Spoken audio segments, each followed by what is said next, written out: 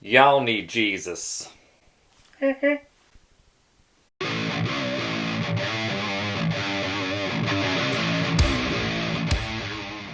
guys, welcome back to Fly By Night Reviews. I'm your host, Kiren. And Dom. Today, me and Dom are reviewing Terrifier 3.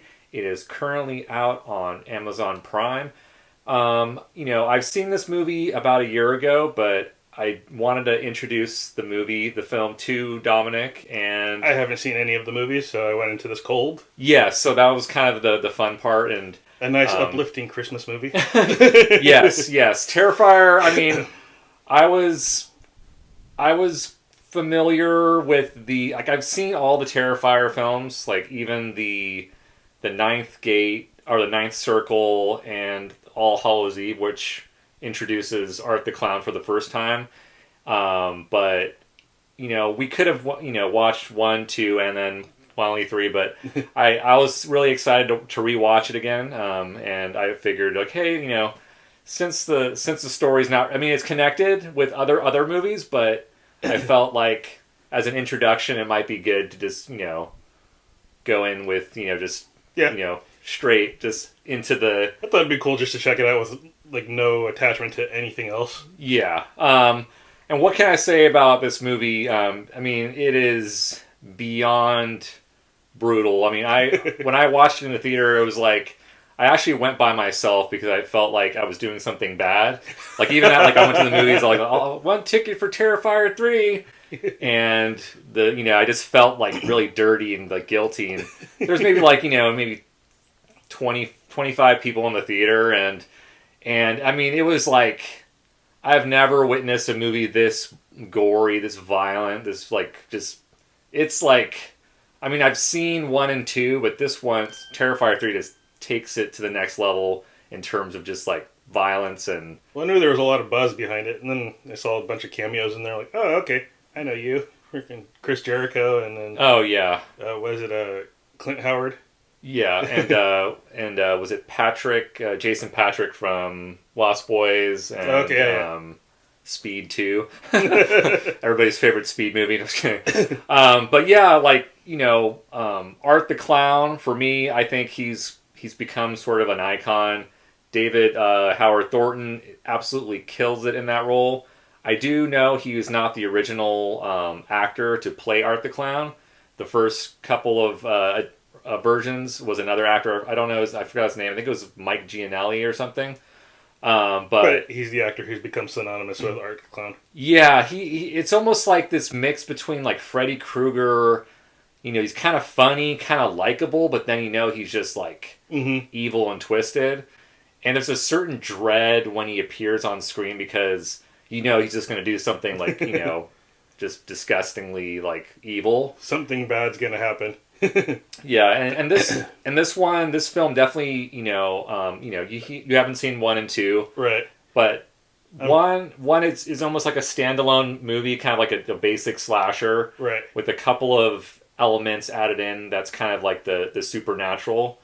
But part 2, I didn't expect the supernatural part at all.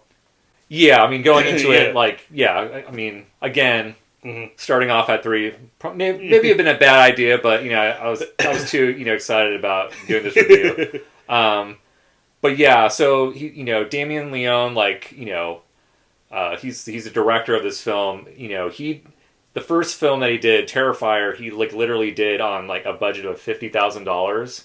That's impressive. And he's a makeup artist, so he did a lot of the makeup effects by himself.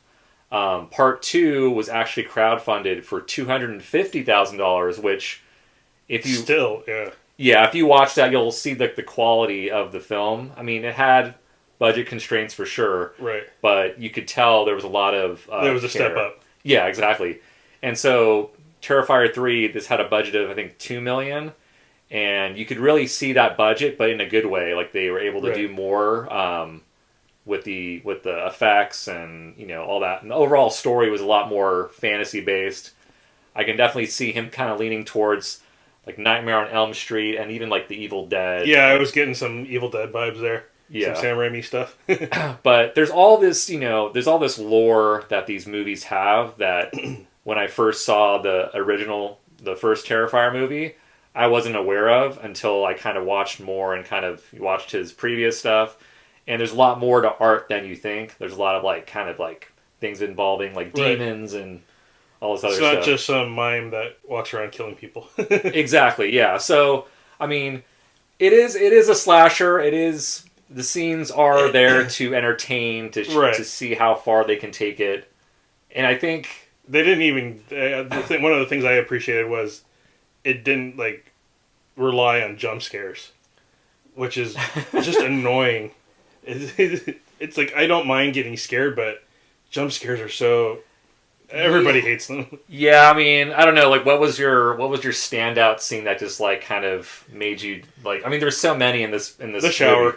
The shower scene. The shower yeah. scene. Yeah, especially to the end of by the end of it, he's making the blood angel. Yeah, like see, part one, there was one particular kill that was like, I mean, my wife watched it and she like just like, I can't watch any more of these movies ever again. And I feel this movie has like 2 or 3 of those. Yeah, the opening too. That was pretty brutal. Yeah. Yeah. Yeah, watching that in the theater was like just next level, like terrifying because you know, it's like the sound and all that stuff. Right.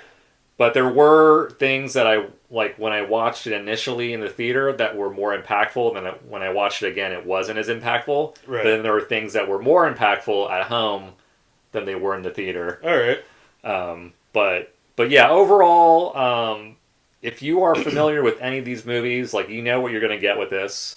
It's not like the greatest acting and all that, but it's still pretty damn enjoyable. Yeah, it's entertaining. Yeah, in terms of storytelling, I think Damien is really extremely talented to work within a small budget. Yes. And make a actual like competent horror movie. I know there's a movie by YouTuber Chris Stuckman that's out that we'll probably do a review of, Shelby Oaks.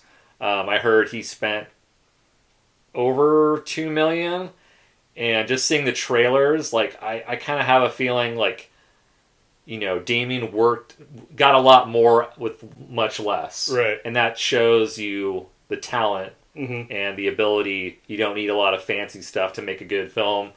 And I feel like Terrifier 4, I don't know when it's coming out, but I have a feeling it's going to be like even bigger because they do hint at the end of this movie that it's going to go more of a supernatural definitely route. So, yeah. Definitely laid the groundwork for more. Well, that's it for today's video. Hope you guys enjoyed that. As always, if you like this video, be sure to like and subscribe below. What did you guys think of Terrifier 3? Have you seen it? What's your favorite slasher or horror movie? Yeah, you know, mine for sure. I love the Child's Play movies. Obviously, Evil Dead. Yeah, Evil Dead. Evil Dead movies, and even the show is pretty awesome too. Yeah, even Nightmare on Elm Street. You know, haven't seen that in a while, but that was a favorite as a kid. But yeah, let us know in the comments, and we will catch you next time. Peace.